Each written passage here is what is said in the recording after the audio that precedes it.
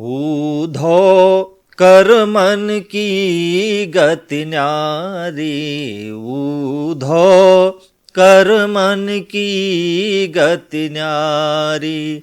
सब नदिया जल भर भर रहिया, सागर के विधिखारी।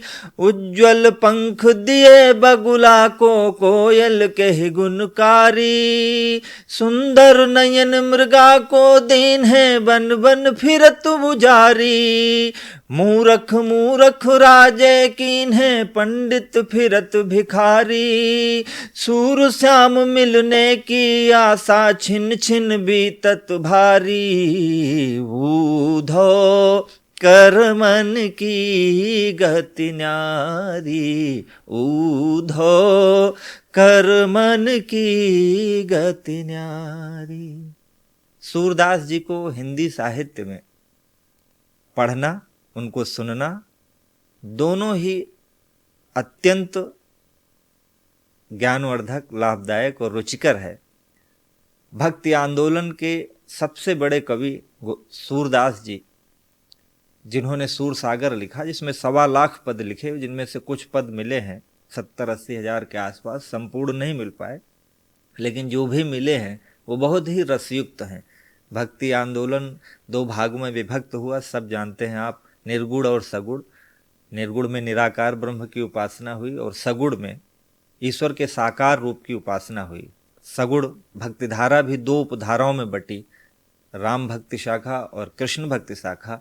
कृष्ण भक्ति शाखा के प्रणेता वल्लभाचार्य जी थे, वल्लभाचार्य जी के शिष्य थे सूरदास जी। वल्लभाचार्य जी की मृत्यु के बाद उनके पुत्र विट्ठलनाथ जी ने अष्टछाप नामक एक कवियों का समूह बनाया, जिसमें सूरदास जी प्रमुख कवि थे। उन्होंने श्री कृष्ण की लीलाओं का वर्णन किया। इस पद में ऊधो प्रतीक है निराकार ब्रह्म के, जो भगवान कृष्ण का संदेशा गोपियों के पास लाते हैं, और गोपियां सगुण ब्रह्म की उपासक हैं।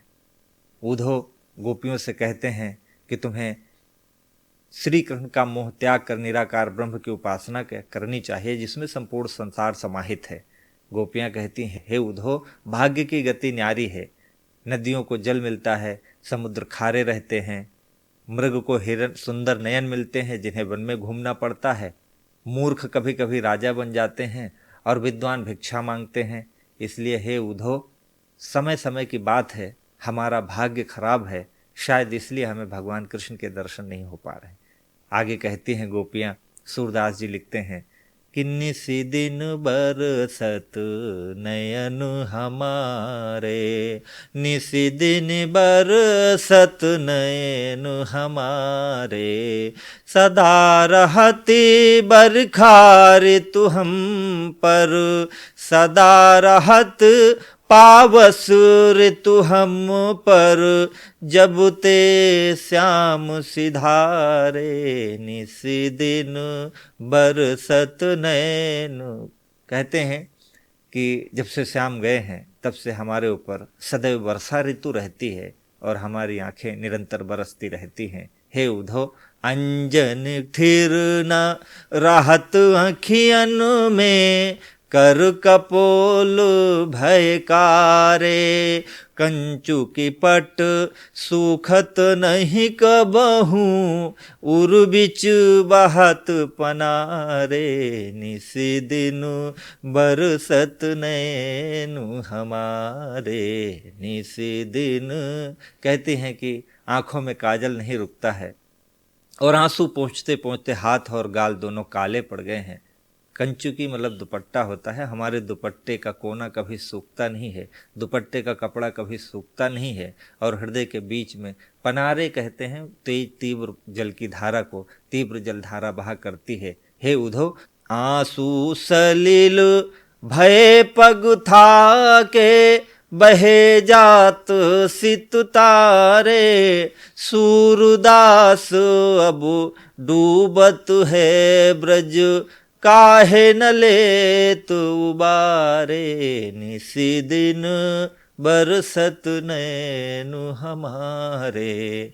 आंसुओं से संपूर्ण शरीर भीगा हुआ है और अब हे ऊधो, बस यही स्मरण में आता है कि वे ब्रज की सुध क्यों नहीं ले रहे हैं। सारा ब्रज हमारे आंसुओं में डूबा जा रहा है, वही इसे आकर चाहे तो उबार ले। उधो मन न भय 10-20, एक हु तो सो गयो श्याम संग, को अवराधे उधो मन न भय 10-20। गोपियाँ उधो से कहती हैं, हे उधो, तुम निराकार ब्रह्म की उपासना करने को कहते हो, हम कर तो लें, लेकिन हमारे पास 10-20 मन तो है नहीं। एक मन था जिसे श्याम सुंदर लेकर के चले गए हैं, अब किस मन से हम तुम्हारे लाए गए ईश्वर की आराधना करें। एक हु तो सो गयो श्याम संग, को अवराधे उधो मन न भय 10-20। इंद्री शिथिल भई के सब बिन, जो देही बिनु शीस। इंद्रियां हमारी 5 हैं, ज्ञान इंद्रिया, जिनसे हम बाहरी चीजों को आभास करते हैं। आँख, नाक, कान, त्वचा और जिह्वा, इनसे हम सारी सांसारिक चीजों का आभास करते हैं ज्ञान इंद्रियों से। और अगर ये ज्ञानेंद्रियां निष्क्रिय हो जाएं तो व्यक्ति मृत के समान है। तो गोपियां कहती हैं, कृष्ण के बिना हमारी ज्ञानेंद्रियां शून्य हो गई हैं, और इस तरह हमारा जो शरीर है वो सिर्फ एक शीश बिना धड़ बचा हुआ है। इंद्री शिथिल भई केशव बिनु, जो देही बिनु शीस। आशा लागी रहत तन श्वासा, जीवहि कोटि बरीस। उधो मन न भय 10-20। आशा थी तब तक शरीर में प्राण लगे थे, और अगर उम्मीद रहे तो आदमी उम्मीद में जी लेगा, लेकिन अब जब आने की उम्मीद समाप्त हो गई है तो फिर ये प्राण भी निकल जाएंगे।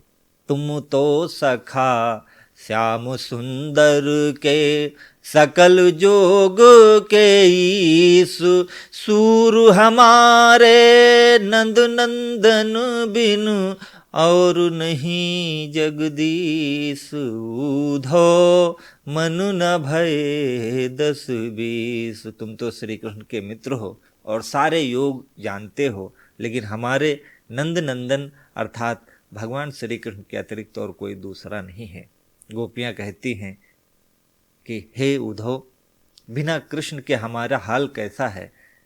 एक पद और देखना कि बिनु गोपाल बैरिन भई कुंजय। बिना गोपाल के ये जो गलियां हैं, ब्रज है, वृंदावन है, सब दुश्मन जैसे लगते हैं। बिनु गोपाल बैरिन भई कुंजय, तब वे लता लगती अति शीतल।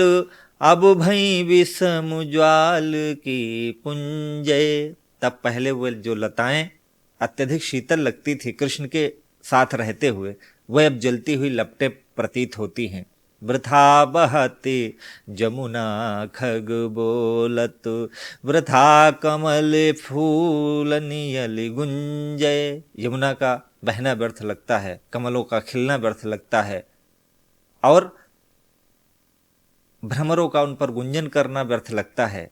पवन पान घन सारु सजीवनी, दधि सुत किरण भानु भई भुंजय। पवन वायु, पान जल, घनसार कपूर, संजीवनी, और दधिसुत अर्थात समुद्र का पुत्र चंद्रमा।